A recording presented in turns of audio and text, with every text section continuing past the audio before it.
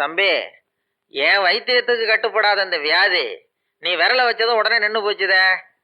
உன் விரல்ல ஏதோ ஒரு மூலிகை சக்தி இருக்குது. நீ இதே மாதிரி ஒரு 4-5 நாளைக்கு அவ வாயில விரல வச்சுக்கிட்டே இரு, அவ பொழைச்சுக்குவா. இவ பொழைச்சுக்குவா, என் விரல் செத்து போயிடும். வைத்தியரே, வெளியில தெருவில் போய் என் விரல்ல மூலிகை சத்து இருக்குன்னு சொல்லிடாதீங்க. ஊர்ல இருக்கிற பையன் பூரா லைன்ல வந்து என் விரல சப்பி எடுத்துருவான். இவ செத்தா என்ன பொழைச்சா என்ன? ஐயோ, கொலை கொலை கொலை கொலை கொலை கொலை கொலை வைங்க வைங்க. அண்ணே பசிக்குதுண்ணே, பன்னிட்டி. மகா ஒரு ரூபா கொடு.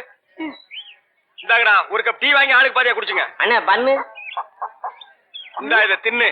என்ன மச்சான், பச்சை மீன் திம்பாங்களா? ஆடி போடி, சுடுகாட்டுல போச்சு இந்த பொணத்தை தோண்டி ஆளுக்கு பாதியா தின்னவனுங்க மீனை திங்க மாட்டானுங்களா? போகடா மகா மகா.